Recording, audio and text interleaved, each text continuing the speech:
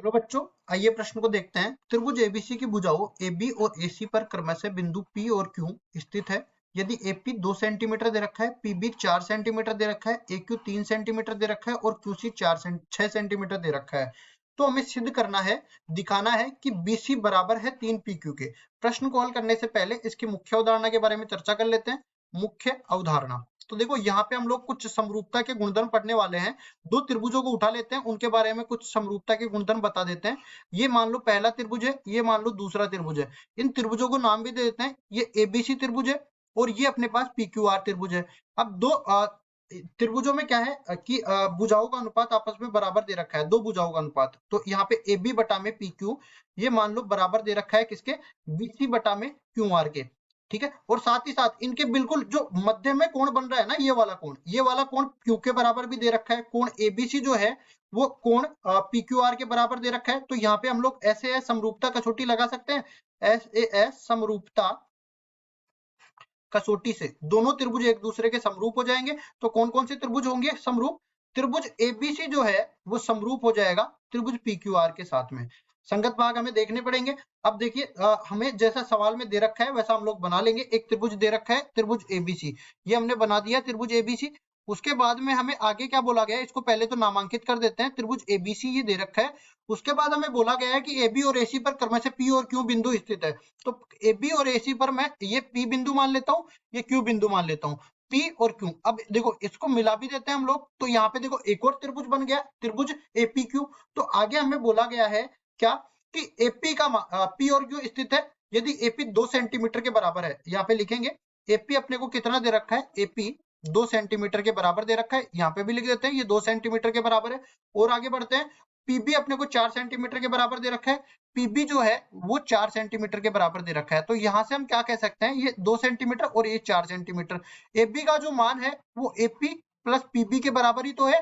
तो कुल मिला के 2 + 4 6 सेंटीमीटर के बराबर होगा कि नहीं? बिल्कुल होगा। उसके बाद हमें क्या दे रखा है, एक्यू का मान 3 सेंटीमीटर और क्यूसी का मान 6 सेंटीमीटर। लिखेंगे एक्यू जो है वो 3 सेंटीमीटर दे रखा है, ये एक्यू 3 सेंटीमीटर दे रखा है। और क्यूसी जो है, क्यूसी वो 6 सेंटीमीटर दिया गया है। तो यहाँ पे ये 6 सेंटीमीटर दिया गया है। कुल मिला के अगर मैं एसी का मान निकालना चाहूं, जो कि बराबर हो जाएगा एक्यू प्लस क्यूसी के बराबर, जो कि 3 + 6 बराबर में 9 के बराबर हो जाएगा, 9 सेंटीमीटर के बराबर। अब देखिए हम दो त्रिभुज उठाएंगे, कौन कौन से त्रिभुज याद क्या करना है हमें? पहली चीज तो बीसी बराबर में 3 पीक्यू, पहले तो इसको लिख लेते हैं, सिद्ध करना है, सिद्ध करना है। लिखेंगे कौन कौन सा त्रिभुज, देखो बीसी जो है 3 पीक्यू के बराबर करना है। बीसी को 3 पीक्यू के बराबर हमें सिद्ध करके बताना है। तो यहाँ पे अब ले लेते हैं त्रिभुज त्रिभुज ए पी क्यू व त्रिभुज ए बी सी में क्या होगा। यहाँ पे हम देख सकते हैं कि दो भुजाओं का अनुपात आपस में बराबर हो जाएगा। कौन कौन सा? एपी बटा में एबी हम लोग करेंगे, तो ये किसके बराबर है, ये 2 बटा में 6 के बराबर है। तो कुल मिला के 1/3 के बराबर आ गया। इसी तरह हम लोग क्या जानते हैं कि AQ बटा में AC करेंगे तो ये 3 बटा में 9 के बराबर हो जाएगा, जो कि 1/3 के बराबर होता है। तो हम लोग यहाँ से कह सकते हैं कि AP बटा में PB जो है वो बराबर किसके हो जाएगा, AQ बटा में QC के बराबर। तो एक अनुपात आपस में बराबर हो गया। और हम लोग देख सकते हैं कि ये जो कोण है ना, इन दोनों भुजाओं के बीच का कोण, ये कोण दोनों में उभयनिष्ठ है। तो हम लोग कहेंगे पहले वाले त्रिभुज में तो कह सकते हैं कि कोण पी ए क्यू और दूसरे वाले त्रिभुज में कोण बी ए सी, ये दोनों कोण आपस में बराबर है। क्यों बराबर है? क्योंकि दोनों में उभयनिष्ठ है। अब देखिए दो भुजाओं का अनुपात आपस में बराबर हो गए और एक कोण आपस में बराबर हो गया। तो हम लोग कहेंगे एस समरूपता कसौटी से, एस समरूपता कसौटी से, ऐसे समरूपता कसौटी से मैं क्या कह सकता हूं कि त्रिभुज एपीक्यू जो है, त्रिभुज एपीक्यू वो समरूप हो जाएगा किसके, त्रिभुज ए बी सी के। ये दोनों त्रिभुज आपस में समरूप हो गए, संगत भागों को मैंने मिला दिया है।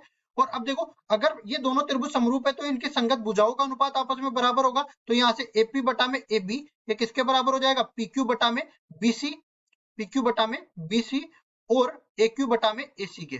AQ बटा में AC के बराबर है। और ये देखो AP और AB, AQ और AC ये अनुपात हमें पहले से ही ज्ञात है, किसके बराबर है, 1/3 के बराबर ये अनुपात दे रखा है। तो इसको भी मैं बराबर कर दूंगा 1/3 के बराबर। तो यहाँ से देखो जो बाकी बच गया ना उसको मैं उठा लेता हूँ पहले। क्या PQ और BC को मेरे को निकाल लेना है बाहर। तो PQ बटा में BC जो है ये बराबर हो जाएगा 1/3 के बराबर। कुल मिला के BC का मान वज्र गुणा करने पर किसके बराबर आ गया, 3 PQ के बराबर आ गया। अब देख लेते हैं सवाल में क्या सिद्ध करना था। सवाल में हमें BC बराबर में 3 PQ यही सिद्ध करके बताना था। तो मुख्य उदाहरण का उपयोग करते हुए हमने सिद्ध करके बता दिया और यही हमारा उत्तर हो जाएगा। आशा करता हूँ ये सवाल आपको समझ में आया होगा।